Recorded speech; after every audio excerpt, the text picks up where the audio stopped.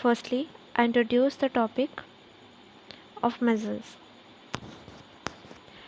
It's an infection of respiration system, immune system and skin caused by a virus. जो measles होता है एक infection होता है जो कि respiration system, immune system and skin को इन्फेक्टेड करता है और एक वायरस के थ्रू कॉज होता है, स्पेशली पैरामैक्सो वायरस। जो measles होता है वो स्पेशली पैरामैक्सो वायरस के थ्रू होता है। Measles is one of the contagious disease and usually seen in the children's। जो measles होता है वो contagious disease होता है। Contagious disease that means spread one person to another persons। ये one person to another person में spread होने वाला disease होता है और usually children's में देखा जाता है। Spread through respiration contact with fluids from infected persons nose and mouth।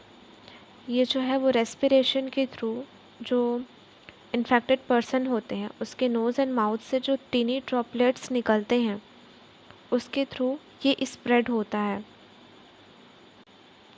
Then we move on causes of measles. क्या क्या कॉजेज़ होते हैं मिजल्स होने के? The cause of measles is a very contagious virus that is paramyxovirus. जो measles होता है वो एक कंटेजियस वायरस के थ्रू जो कि पैरामैक्सो वायरस है उसके कारण मिजल्स होता है। It is usually transmitted in tiny droplets in an infected person coughs breathes and sneeze. ये जो होता है जो मिजल्स होता है वो इन्फेक्टेड पर्सन के खांसने छींकने और ब्रीथ्स करते टाइम जो टिनी ड्रॉपलेट्स होते हैं उसके थ्रू जो है ट्रांसमिट होता है। Then the infected droplets may also land on a surface where they remain active and contagious for several hours. जो टीनी ड्रॉपलेट्स होते हैं जो इन्फेक्टेड पर्सन के थ्रू आता है वो टीनी ड्रॉपलेट्स इन्फेक्टेड पर्सन का वो अगर किसी सरफेस पे प्रेजेंट है तो वो कुछ टाइम के लिए अकॉर्डिंग टू रिसर्च वो 2 आवर्स के लिए एक्टिव होता है कि अगर 2 आवर्स के अंदर कोई अगर उसको टच कर लिया तो फिर वो इन्फेक्टेड होता है। You can contact the virus by putting your fingers in your mouth and nose और rubbing your eyes after touching the infected surface. और जो इन्फेक्टेड सरफेस को हमने टच किया उसके बाद में उसको टच करने के बाद अगर उसी हाथ से हमने अपने माउथ और आई को रब किया और नोज़ को टच किया तो इससे हेल्दी पर्सन के भी इन्फेक्शन होने के चांसेस होते हैं। Deficiency of vitamin A. Measles का टेस्ट करने पे हमेशा ये देखा गया है कि जो मिजल्स के पेशेंट्स होते हैं जो मिजल्स डिसीज से इन्फेक्टेड पर्सन होता है उसमें deficiency of vitamin A present होता है। तो इसीलिए जो one of the reason vitamin A का डिफिशिएंसी भी होता है। Then symptoms of measles. Measles के क्या क्या सिम्टम्स होते हैं? Measles symptoms appear 7 to 14 days after contact with the virus. जो पर्सन होता है जिसको इन्फेक्शन हुआ है, इन्फेक्शन होने के 7 से 14 दिन के बाद हमको उसका सिम्टम्स शो होता है। ऐसा नहीं होता कि इन्फेक्शन हुआ और हमें थोड़ी देर के बाद ही सिम्टम्स शो होना शुरू हो जाए। मिजल्स में ऐसा नहीं होता, आफ्टर 7 to 14 डेज़ के बाद ही सिम्टम्स शो होता है।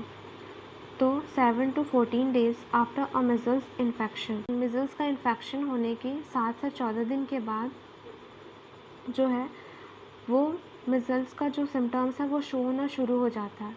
इसको इंक्यूबेशन स्टेज बोलते हैं। After 7 to 14 days measles symptoms show होता है, इसको बोलते हैं इंक्यूबेशन स्टेज। ये फर्स्ट स्टेज होता है। इसमें हाई फीवर होता है, रनी नोज, नाक बहता है, red and watery I show होता है एंड कफ होता है। That is first stage, incubation stage. उसके बाद में सेकेंड स्टेज होता है 2 to 3 days after symptoms begin. 2 से 3 दिन के बाद जब हमको सिम्टम्स शो हुए, पेशेंट को खांसी हुआ, सर्दी हुआ, कफ हुआ, हाई फीवर आया, red and watery eyes show हुआ, उसके 2 से 3 दिन के बाद हमको mouth inside the mouth 2 to 3 days after symptoms begin हमको माउथ के अंदर में वाइट स्पॉट्स दिखाई देते हैं। ये जो वाइट स्पॉट्स होते हैं बहुत छोटे होते हैं, टिनी होते हैं। ये जो टिनी वाइट स्पॉट्स होते हैं इसको कॉप्लिक स्पॉट भी बोलते हैं, जो कि और ये जो स्टेज होता है उसको प्रोड्रोमल स्टेज बोलते हैं। ये सेकंड स्टेज होता है सिम्टम्स का। And then final stage, third stage, जिसको बोलते हैं eruptive stage. Eruptive stage, this is the third stage of measles symptoms. इसमें जो होता है, ये जो होता है 3 to 5 days after symptoms, after measles infection. Measles ये जो होता है वो 3 से 5 दिन के बाद में, मिजल्स का सिम्टम्स शो होने के बाद 3 से 5 दिन के बाद हमको शो होता है। इसमें जो होता है मिजल्स रैशेस दिखाई देने लगते हैं। ठीक, देन डायग्नोसिस हम कैसे डायग्नोस कर सकते हैं, जब कैसे डायग्नोसिस किया जाता है मिजल्स को। Physician will usually be able to diagnose measles from combination of the symptoms, especially the characteristics rash and small spots inside the mouth। जो फिजिशियन होते हैं वो यूजुअली मिजल्स को उसके सिम्टम्स और कैरेक्टरिस्टिक, जो कि रैशेस होना, स्मॉल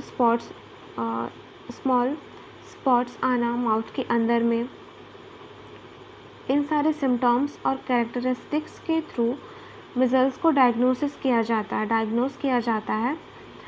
और डायग्नोसिस करने के बाद however a sample blood, urine and saliva test is usually done to confirm diagnosis। Diagnosis करने के बाद डायग्नोसिस को कंफर्म करने के लिए जो फिजिशियंस होते हैं वो blood, urine and saliva sample लेते हैं और उसका टेस्ट करते हैं डायग्नोसिस को कंफर्म करने के लिए। Then we move on treatment of measles. There is no specific treatment for the measles. Measles के लिए कोई स्पेसिफिक ट्रीटमेंट प्रेजेंट नहीं होता। The treatment of the patient with measles is mostly focused upon symptoms relief. Okay, because इसका कोई treatment नहीं होता, इसके लिए जो पेशेंट का जो सिम्टम्स होता है उस पर मेनली फोकस किया जाता है कि उसको कैसे रिलीव कर सकें। There are some interventions available for people who have been exposed to the virus। कुछ इंटरवेंशंस अवेलेबल है जो कि ऐसे इन्फेक्टेड पर्सन को दिया जाता है। Measles vaccine given within 72 hours of exposure. Measles का वैक्सीन 72 आवर्स में प्रोवाइड किया जाता है। A dose of immunoproteins called immunoglobulin take within 6 days of exposure. Immune protein का, जिसको क्योंकि इसका कोई स्पेसिफिक ट्रीटमेंट नहीं होता, इसीलिए इसको जो है मेनली फोकस इसके सिम्टम्स पे किया जाता है कि सिम्टम्स से पेशेंट को कैसे रिलीव कर सकें। तो इसके लिए डॉक्टर कुछ प्रिस्क्राइब करते हैं, रिकमेंड करते हैं। First thing is acetaminophen and ibuprofen to reduce fever. ये मेडिसिन प्रोवाइड किया जाता है ताकि उसका जो हाई फीवर है उसको रिड्यूस कर सके। Rest to help boost immune system. Patient को रेस्ट प्रोवाइड करते हैं ताकि जो उनका इम्यून सिस्टम है उनको बढ़ावा मिले, उसका इम्यून सिस्टम स्ट्रॉन्ग हो। प्लेंटी ऑफ फ्लूइड्स प्रोवाइड किया जाता है बिकॉज उनको डिहाइड्रेशन ना हो एंड उसको फूड की कमी ना हो। बिकॉज जब बहुत ज़्यादा फीवर होता है एंड कफ होता है, बहुत ज़्यादा जो पर्सन है वो बहुत ज़्यादा अगर बीमार होता है तो उसको कुछ खाने का मन नहीं करता या फिर वो खुद खा नहीं पाता। तो ऐसे अगर हम लिक्विड चीज़ें उनको प्रोवाइड करें तो वो इजीली सैलो कर सकते हैं, वो इजीली टेक करते हैं, जिससे उनको डिहाइड्रेशन भी नहीं होगा, न्यूट्रिशन की कमी भी नहीं होगा, और इससे उनको रिकवर होने में हेल्प होता है। Then humidifier to ease a cough and sore throats, और उनको ह्यूमिडिफायर प्रोवाइड करना ताकि जो उनका कफ एंड सोर थ्रोट्स है वो रिलीफ हो। And vitamin A supplements provide करना है ऑब्वियसली, क्योंकि विटामिन ए की डिफिशियंसी की वजह से के कारण उनको मिज़ल्स कॉज होता है समटाइम्स रिसर्च में देखा गया है कि जहाँ पे मिज़ल्स पेशेंट होते हैं, मिज़ल्स इन्फेक्टेड पर्सन होते हैं, विटामिन ए की डिफिशियंसी से भी होते हैं, क्योंकि विटामिन ए की डिफिशियंसी होने की वजह से ईजिली मिज़ल्स के वायरस जो है वो अटैक करते हैं। तो फिर जो है वो विटामिन ए सप्लीमेंट्स प्रोवाइड करना है। एंड एंटीबायोटिक और हाइजेनिक होना है, बिकॉज ये स्प्रेडिंग डिसीज़ है, स्प्रेड होने वाला डिसीज़ है, कंटाजियस डिसीज़ है। तो फिर कोशिश करना है कि हम सारा चीज़ हाइजेनिक करें।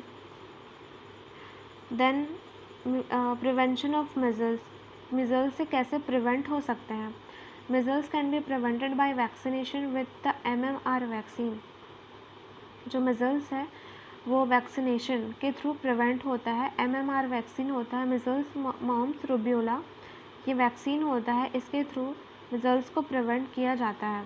Provide immunoglobulin that provide protection against measles, जो इम्यूनोग्लोबुलिन होता है वो प्रोवाइड किया जाता है ताकि मिज़ल्स के अगेंस्ट उनको प्रोटेक्ट किया जा सके। And stopping measles spreading to others, और स्टॉप करना है मिज़ल्स को स्प्रेड होने से। घर में रहना है, हॉस्पिटल जहाँ पे अगर हॉस्पिटल में रहने की नीड है तो हॉस्पिटल में रहना है, एंड सोशल डिस्टेंसिंग रखना है ताकि ये जो है वो स्प्रेड ना हो।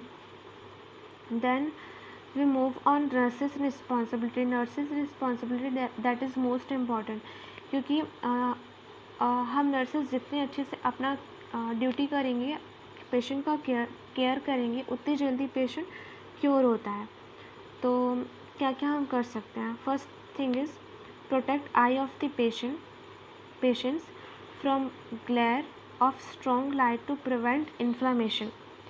हमको ना जो बहुत ज़्यादा स्ट्रॉन्ग लाइट है, हाई लाइट है, बहुत ज़्यादा चमकदार लाइट है, उससे पेशेंट की आई को प्रोटेक्ट करना है, बिकॉज मिज़ल्स की वजह से उनका आई में वीकनेस होता है, रेडनेस हो जाता है, वाटर आने लगता है। तो अगर और बहुत ज़्यादा ब्राइटनेस वाला बहुत चमकदार लाइट अगर उनकी आँखों में पड़े तो वो इन्फ्लामेशन कॉज कर सकता है, तो इसीलिए प्रिवेंट करना है उनकी आई को। That second thing is the nurse helps patient to regain health through healing process. हम नर्सेस को पेशेंट को हेल्प करना है, उसके हीलिंग प्रोसेस में उसके हेल्थ को प्रमोट करने में हेल्प करना है। Educate patient about management of illness, patient को हमको एजुकेट करना है कि वो अपने जो डिजीज़ है, जो अपना इलनेस है, उसको कैसे मैनेजमेंट करे, वो क्या इनटेक करे, कौन सा मेडिसिन ले, all the knowledge of disease हमको उनको प्रोवाइड करना है। अगर उसको और उसके रिलेटिव्स को प्रोवाइड करना है। देन हाइजेनिक प्रैक्टिसेस, हमको उनको हाइजेनिक रखना है। अगर वो हॉस्पिटल में एडमिट है तो हमको उनको हाइजेनिक रखना है, बिकॉज ये स्प्रेड होने वाला डिसीज़ है, तो हाइजेनिक रखना है। देन हाइड्रेशन, उनको डिहाइड्रेशन से प्रिवेंट करना है, उनको बहुत सारा प्लेंटी फ्लूइड्स देना है ताकि वो जो है वो उनको फ्लूइड्स की भी और उनको फूड की भी, न्यूट्रिशन की भी कोई डिफिशियंसी ना हो।